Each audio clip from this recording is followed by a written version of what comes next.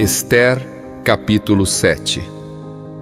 Veio, pois, o rei com Ramã para beber com a rainha Ester.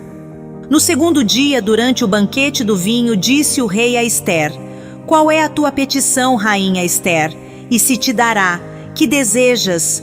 Cumprir-se-á, ainda que seja metade do reino. Então respondeu a rainha Ester e disse: Se perante ti, ó rei, achei favor, e se bem parecer ao rei, dê-se-me por minha petição a minha vida, e pelo meu desejo a vida do meu povo. Porque fomos vendidos, eu e o meu povo, para nos destruírem, matarem e aniquilarem de vez. Se ainda como servos e como servas nos tivessem vendido, calar-me-ia, porque o inimigo não merece que eu moleste o rei. Então falou o rei Assuero e disse à rainha Ester: Quem é esse e onde está esse cujo coração o instigou a fazer assim? Respondeu Ester: O adversário e inimigo é este mau Ramã. Então Ramã se perturbou perante o rei e a rainha. O rei, no seu furor, se levantou do banquete do vinho e passou para o jardim do palácio. Ramã, porém, ficou para rogar por sua vida a rainha Ester, pois viu que o mal contra ele já estava determinado pelo rei. Tornando o rei do jardim do palácio à casa do banquete do vinho, Ramã tinha caído sobre o divã em que se achava Ester. Então disse o rei: Acaso teria ele querido forçar a rainha perante mim, na minha casa? Tendo o rei dito estas palavras, cobriram o rosto de Ramã. Então disse Harbona, um dos eunucos que serviam o rei: Eis que existe junto à casa de Ramã a forca de 50 côvados de altura que ele preparou para Mordecai, que falara em defesa do rei. Então disse o rei: Enforcai-o nela. Enforcaram, pois, Ramã na forca que ele tinha preparado para Mordecai. Então o furor do rei se aplacou. Ester, capítulo 8. Naquele mesmo dia, deu o rei Assuero à rainha Ester a casa de Ramã, inimigo dos judeus, e Mordecai veio perante o rei, porque Ester lhe fez saber que era seu parente.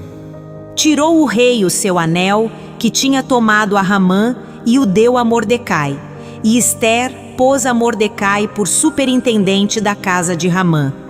Falou mais Ester perante o rei e se lhe lançou aos pés. E com lágrimas lhe implorou que revogasse a maldade de Amã, o agagita, e a trama que havia empreendido contra os judeus. Estendeu o rei para Ester o cetro de ouro. Então ela se levantou, pôs-se de pé diante do rei e lhe disse: Se bem parecer ao rei, se eu achei favor perante ele, se esta coisa é reta diante do rei, e se nisto lhe agrado, escreva-se que se revoguem os decretos concebidos por Ramã, filho de Hamedata, o agagita, os quais ele escreveu para aniquilar os judeus que há em todas as províncias do rei. Pois como poderei ver o mal que sobrevirá ao meu povo? E como poderei ver a destruição da minha parentela? Então disse o rei Assuero à rainha Ester e ao judeu Mordecai: Eis que dei a Ester a casa de Amã, e a ele penduraram numa forca, porquanto intentara matar os judeus. Escrevei, pois, aos judeus, como bem vos parecer, em nome do rei, e selai-o com o anel do rei, porque os decretos feitos em nome do rei, e que com o seu anel se selam, não se podem revogar. Então foram chamados, sem detença, os secretários do rei aos 23 dias do mês de Sivã, que é o terceiro mês.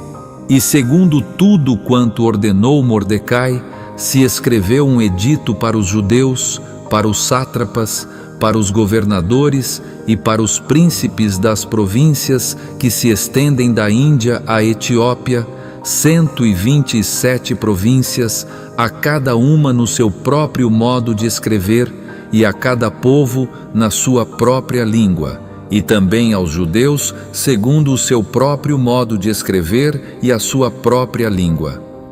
Escreveu-se em nome do rei Assuero e se selou com o anel do rei. As cartas foram enviadas por intermédio de correios montados em jinetes criados na coldelaria do rei. Nelas, o rei concedia aos judeus de cada cidade que se reunissem e se dispusessem para defender a sua vida, para destruir, matar e aniquilar de vez toda e qualquer força armada do povo da província que viessem contra eles, crianças e mulheres, e que se saqueassem os seus bens. Num mesmo dia, em todas as províncias do rei Assuero, no dia 13 do 12º mês, que é o mês de Adar. A carta, que determinava a proclamação do edito em todas as províncias, foi enviada a todos os povos, para que os judeus se preparassem para aquele dia, para se vingarem dos seus inimigos.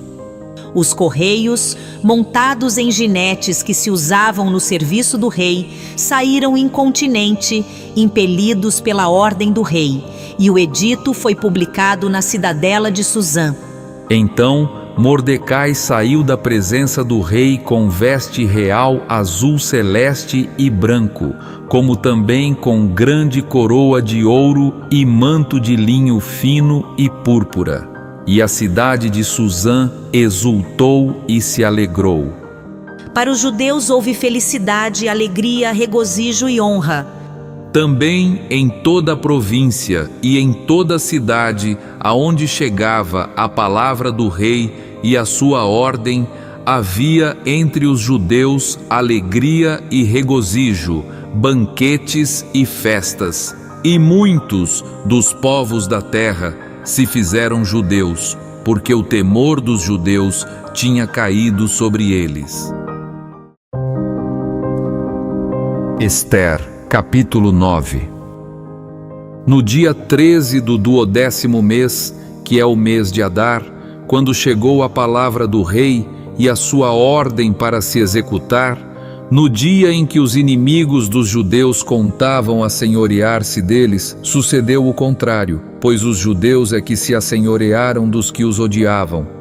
Porque os judeus, nas suas cidades, em todas as províncias do rei Assuero, se ajuntaram para dar cabo daqueles que lhes procuravam o mal. E ninguém podia resistir-lhes, porque o terror que inspiravam caiu sobre todos aqueles povos. Todos os príncipes das províncias, e os sátrapas, e os governadores, e os oficiais do rei auxiliavam os judeus, porque tinha caído sobre eles o temor de Mordecai. Porque Mordecai era grande na casa do rei, e a sua fama crescia por todas as províncias, pois ele se ia tornando mais e mais poderoso. Feriram, pois, os judeus a todos os seus inimigos, a golpes de espada, com matança e destruição, e fizeram dos seus inimigos o que bem quiseram. Na cidadela de Suzã, os judeus mataram e destruíram a 500 homens. Como também a Parsandata, a Dalfon, a Aspata, A Porata, a Adalia, a Aridata, A Farmasta, a Arizai, a Aridai e a Vaizata. que eram os 10 filhos de Ramã, filho de Ramedata, o inimigo dos judeus, porém no despojo não tocaram. No mesmo dia foi comunicado ao rei o número dos mortos na cidadela de Suzã. Disse o rei à rainha Ester: na cidadela de Suzã mataram e destruíram os judeus a 500 homens e os 10 filhos de Ramã. Nas mais províncias do rei, que terão eles feito? Qual é, pois, a tua petição, e se te dará? Ou que é que desejas ainda, e se cumprirá? Então, disse Ester, se bem parecer ao rei, conceda-se aos judeus que se acham em Suzã, que também façam, amanhã, segundo o edito de hoje, e dependurem em forca os cadáveres dos 10 filhos de Amã. Então disse o rei que assim se fizesse. Publicou-se o edito em Suzã e dependuraram os cadáveres dos 10 filhos de Amã. Reuniram-se os judeus que se achavam em Suzã também no dia 14 do mês de Adar, e mataram em Suzã a 300 homens, porém no despojo não tocaram. Também os demais judeus que se achavam nas províncias do rei se reuniram e se dispuseram para defender a vida e tiveram sossego dos seus inimigos. E mataram a 75.000 dos que os odiavam, porém no despojo não tocaram. Sucedeu isto no dia 13 do mês de Adar. No dia 14 descansaram e o fizeram dia de banquetes e de alegria. Os judeus, porém, que se achavam em Suzã, se ajuntaram nos dias 13 e 14 do mesmo, e descansaram no dia 15, e o fizeram dia de banquetes e de alegria. Também os judeus das vilas que habitavam nas aldeias abertas fizeram do dia 14 do mês de Adar dia de alegria e de banquetes e dia de festa e de mandarem porções dos banquetes uns aos outros. Mordecai escreveu estas coisas e enviou cartas a todos os judeus que se achavam em todas as províncias do rei Assuero, aos de perto e aos de longe, ordenando-lhes que comemorassem o dia 14 do mês de Adar e o dia 15 do mesmo, todos os anos. como os dias em que os judeus tiveram sossego dos seus inimigos, e o mês que se lhes mudou de tristeza em alegria e de luto em dia de festa, para que os fizessem dias de banquetes e de alegria, e de mandarem porções dos banquetes uns aos outros e dádivas aos pobres. Assim, os judeus aceitaram como costume o que, naquele tempo, haviam feito pela primeira vez, segundo Mordecai lhes prescrevera. Porque Amã, filho de Hamedata, o Agagita, inimigo de todos os judeus, tinha intentado destruir os judeus e tinha lançado o pur, isto é, sortes, para os assolar e destruir. Mas, tendo Ester ido perante o rei, ordenou ele por cartas que o seu mau intento, que assentara contra os judeus, recaísse contra a própria cabeça dele, pelo que enforcaram a ele e a seus filhos. Por isso, aqueles dias chamam Purim, do nome Pur.